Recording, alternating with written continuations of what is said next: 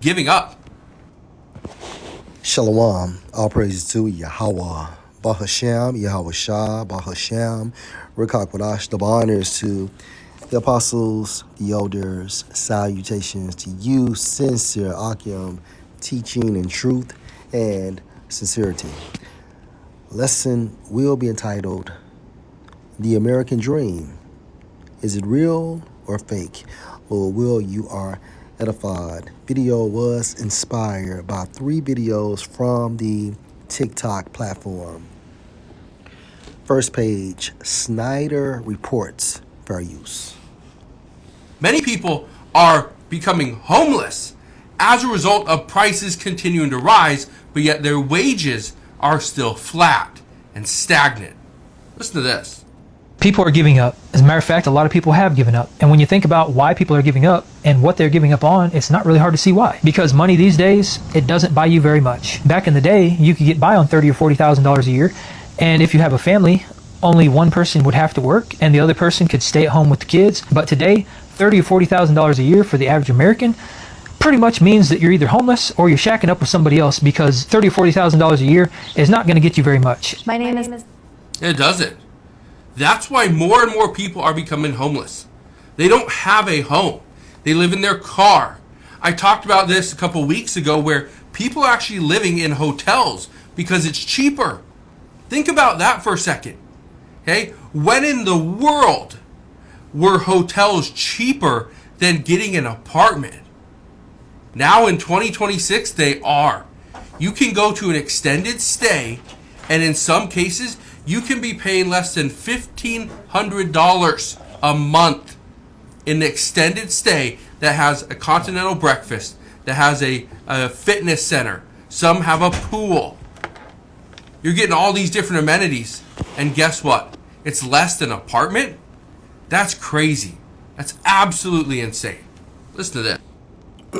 As you can see from Manny, none of my coworkers know I'm homeless and I'm the supervisor. Another comment, I make $65K a year and I barely get by. Wow, America is for the rich now. That's why I'm moving overseas. Oh, the economy isn't that bad. The cost of living crisis isn't that bad.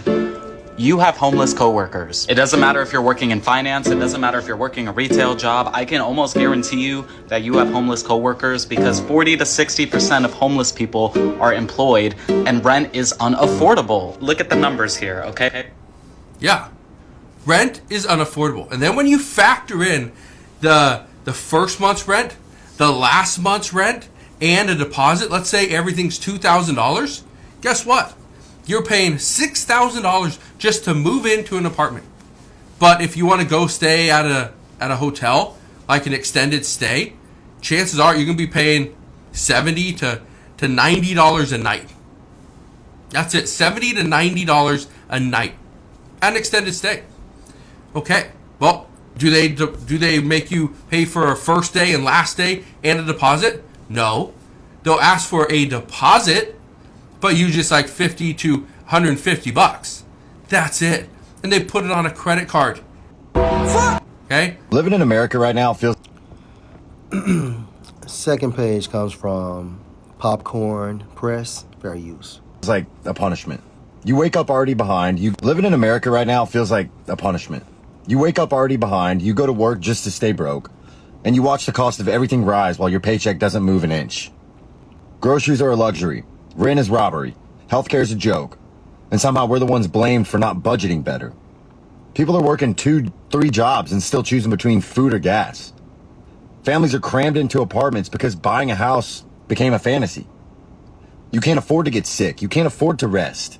You can't afford to exist. But they keep telling us the economy is strong. Strong for who?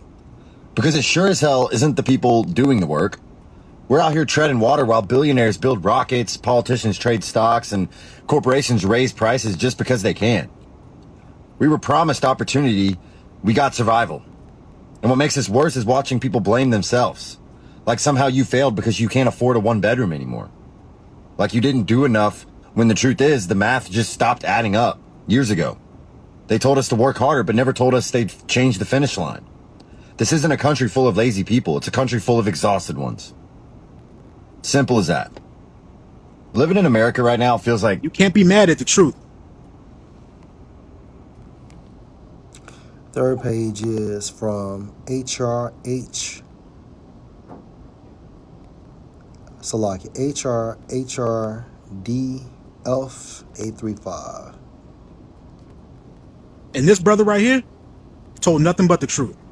why can't we get by in this country anymore just working one fucking job? Like our parents and grandparents did. But when did survival become a group project? Everybody's so quick to yell, just work harder, grind more, pick a side hustle. But the real question is, why the hell should we have to? Why is one full-time job no longer enough to afford food, rent, and peace of mind? Why are we working 50, 60 hours a week away from our families and, still checking our bank apps like we committed a crime? Why is owning a home now treated like some luxury fantasy instead of the bare minimum of our parents achieved with a high school diploma and a single paycheck? And you still got niggas voting, okay? And now this crisis is affecting everybody. Not only the Israelites, so-called Negroes, Hispanics, and Native Americans, but also these other nations, starting with the Edomites, these so-called white people whose lineage goes back to Esau. And when I say lineage, meaning their father's lineage goes back to Esau. Why are people forced to DoorDash after 10-hour shifts just to afford eggs, gas, and maybe prescription medicine, maybe even diapers? Why do people celebrate people working for themselves into exhaustion, but shame them for admitting they're struggling? Why do we keep pretending this is normal? You shouldn't need a second job to just keep your head above water. You shouldn't have to burn out just to barely get by. Why is everything rising except our wages? This isn't laziness. This isn't lack of ambition. I mean, this is like a system designed to drain you and convince you that it's your fault. I mean, it's not your fault. You're not behind. We're being buried alive and then told to be grateful for the dirt.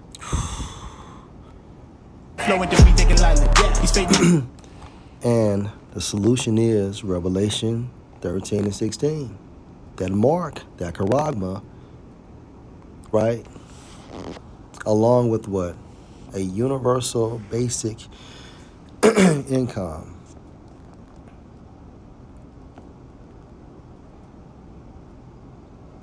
According to ChatGPT, the American dream is the ideal that anyone, regardless of where they were born or how much money they started with, can achieve success and upward mobility through hard work, determination, and opportunity. Let's read that again. So what is the American dream according to ChatGPT? Is the ideal that anyone, regardless of where they were born or how much money they started with, can achieve success and upward mobility through hard work, determination, and opportunity. So upward mobility means what? Having 3 to 4 jobs in order to sustain yourself, or having 2 jobs while living at an extended stay. Origin of the term phrase was popularized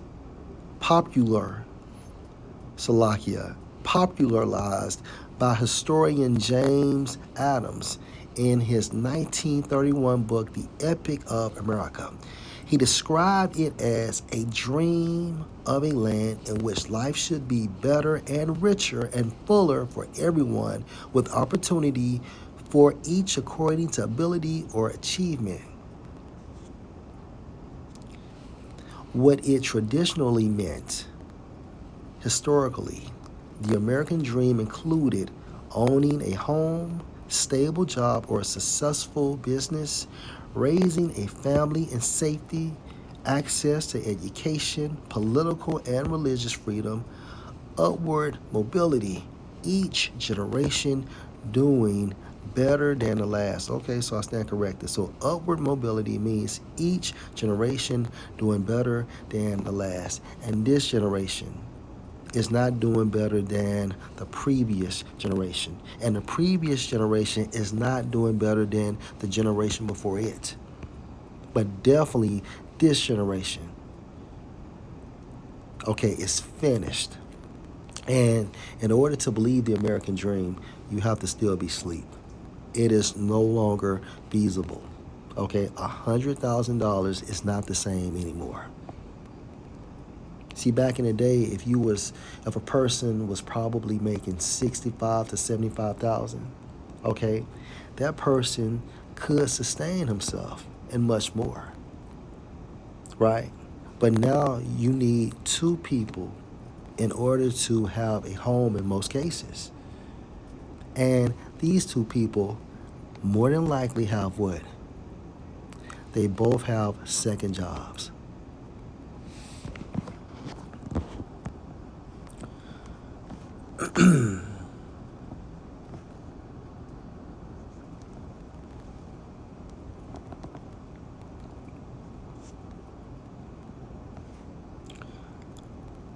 All right, this is Ecclesiasticus GNT. Dreams mean nothing. So the dream I'm focusing on is the American dream, right? And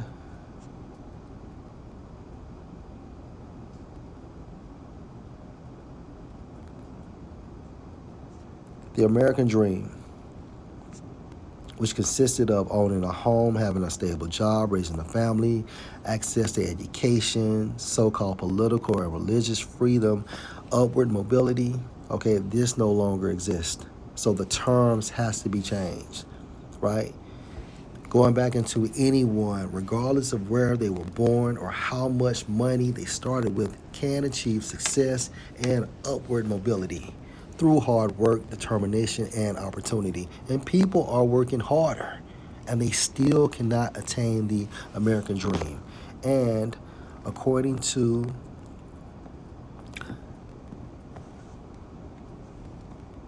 the book of Sirach, chapter 34, GNT, dreams mean nothing. So the American dream means nothing. Foolish people are deceived by vain hopes, and dreams get them all excited. Back in the day, the American dream, the concept of the American dream, inspired people to work hard, to be determined. Because of this perception of hard work, the opportunity was to get the American dream and then more. So foolish people, these foolish Americans, and even foolish immigrants would come over here because they wanted what? The American dream 30, 40 years ago. So foolish people are deceived by vain hopes, and dreams get them all excited. A person who pays any attention at all to dreams is like someone who tries to catch shadows or chase the wind. So attaining the American dream at this time frame is like attempting to catch a shadow, attempting to chase the wind. What you see in a dream is no more real than the reflection of your face in a mirror. Okay, so the reflection of your face is not your face. And when you're dreaming, it's not real because you're in the dynamic of that dream. And what it takes to sustain yourself or to attain the American dream it's no longer feasible, because hard work, determination, and there's no opportunity. Jobs are being cut. So a person can work hard or harder, be more determined, but at the end of the day, it's limited opportunity because of all this job loss. So therefore, owning a home, having a stable job or a successful business, raising a family in safety, right? Having access to education, it's all bullshit now. It's no longer feasible.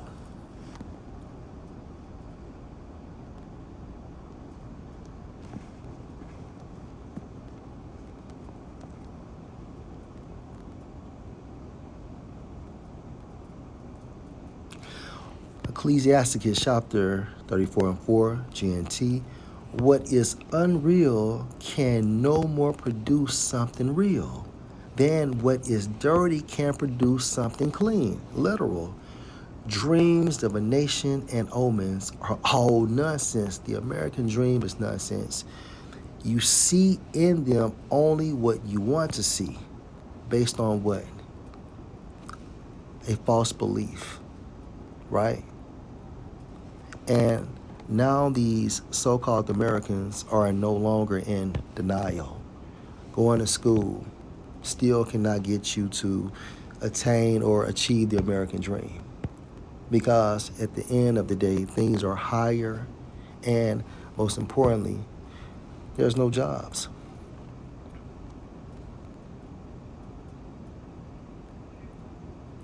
Unless the Most High has sent you the dream, pay no attention to it, right? Because when the Most High sends you a dream, and if it happens, it's what? A vision and not a dream. Dreams have misled many people. The American dream has misled many people. They put their faith in them only to be disappointed.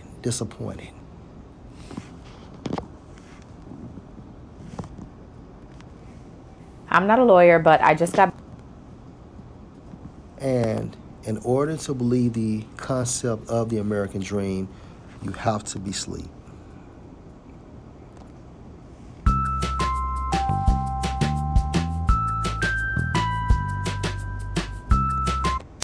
There's a reason.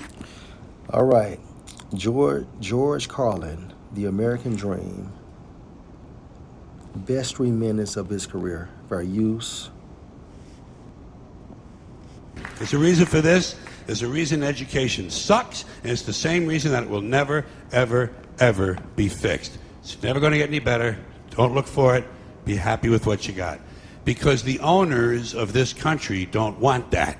I'm talking about the real owners now. The real owners, the big wealthy business interests that control things and make all the important decisions. Forget the politicians. The politicians are put there to give you the idea that you have freedom of choice. You don't.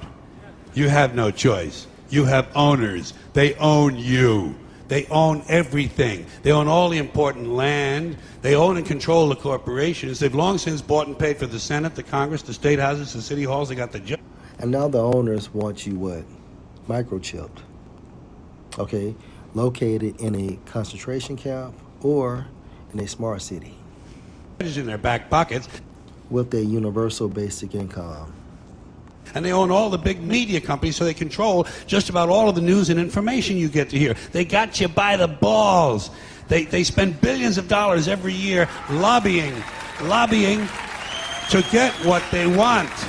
Well, we know what they want. They want more for themselves and less for everybody else. But I'll tell you what they don't want. They don't want a population of citizens capable of critical thinking. They don't want well-informed, well-educated people capable of critical thinking. They're not interested in that. That doesn't help them. That's against their interest. That's right. They don't want people who are smart enough to sit around the kitchen table and figure out how badly they're getting fucked by a system that threw them overboard 30 fucking years ago. They don't want that. You know what they want? They want obedient workers. Obedient workers. People who are just smart enough to run the machines and do the paperwork and just dumb enough to passively accept all these increasingly shittier jobs with the lower pay, the longer hours, the reduced benefits, the end of overtime, and the vanishing pension that disappears the minute you go to collect it. And now they're coming for your Social Security money. They want your fucking retirement money. They want it back so they can give it to their criminal friends on Wall Street. And you know something? They'll get it. They'll get it all from you sooner or later because they own this fucking place. It's a big club, and you ain't in it.